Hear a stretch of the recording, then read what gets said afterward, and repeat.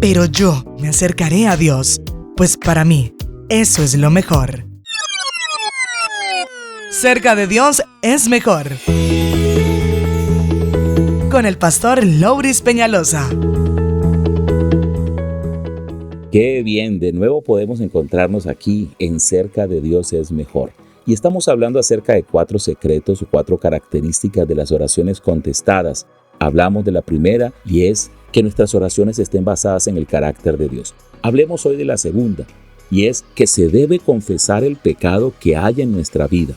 Hay personas que llegan delante de Dios a pedir, a clamar, a orar y no se han preguntado o no se han detenido a mirar si hay pecado en su vida. La Biblia enseña en el libro de Isaías diciendo que no es que Dios esté sordo y ya no escuche nuestras oraciones o que el brazo de Dios se haya cortado y ya no nos pueda salvar, sino que nuestros pecados hacen una división entre Dios y nosotros. Dice también el libro de los Salmos: si en mi corazón hubiera yo mirado a la iniquidad, el Señor no me habría escuchado. Entonces, vivir en pecado, estar practicando pecado y no confesarlo y no arrepentirnos se convierte en un impedimento para nuestras oraciones, pero no solo para las oraciones.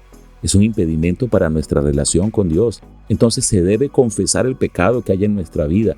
Dios les había advertido a los judíos que el precio de la desobediencia iba a ser elevado.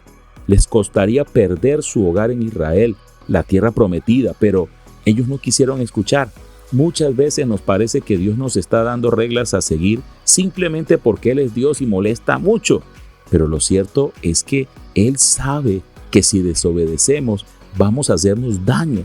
Dios sabe que si yo violo esos principios, eso me va a causar unas consecuencias terribles. Entonces, por eso el Señor hace tanto énfasis en que lo obedezca y no peque.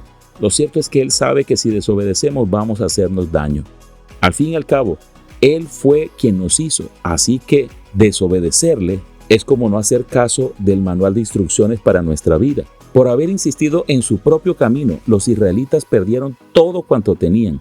La desobediencia les costó su ciudad, su templo y su libertad. Nehemías comenzó reconociendo quién era Dios, pero después admitió quién era Él mismo y se identificó con el pueblo de Israel y empezó a confesar: Señor, mi pueblo y yo hemos pecado. Los israelitas no habían ido al cautiverio por culpa de Nehemías. Él ni siquiera había nacido 70 años antes cuando se produjeron aquellos pecados. Sin embargo, se incluyó a sí mismo dentro del pecado de su nación y empezó a decirle: Señor, yo soy parte de este problema porque hemos pecado y ha venido todo esto, pero por favor perdónanos. Tremendo. A veces estamos clamando para que el Señor traiga una solución y a veces la solución no está en que yo ore por eso, sino en que me arrepienta de mis pecados. ¿Cómo así? Claro, nuestros pecados son los que muchas veces hacen que abramos puertas a problemas, a dolores y a dificultades. En otras palabras, a veces solo estamos viviendo las consecuencias de nuestro pecado y clamamos al Señor: Señor, sácame de aquí. Pero antes de decirle sácame de aquí, la oración debería ser: Señor, perdóname. Caí aquí porque pequé contra ti. Caí aquí porque hice lo incorrecto. Perdóname. Límpiame de mi pecado. Quiero agradarte. Y entonces esa respuesta va a venir a la oración que estoy haciendo. Va a ser una oración contestada porque pude arrepentirme del pecado que había en mi vida. Tenlo en cuenta, es un principio muy importante.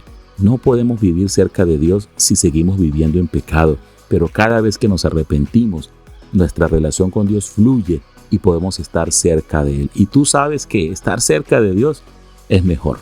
Que Dios te bendiga.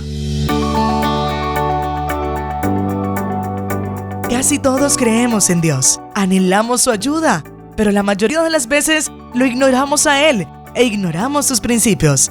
Te animamos a que no solo creas en Dios, sino a que vivas cerca de Él, porque cerca de Dios es mejor.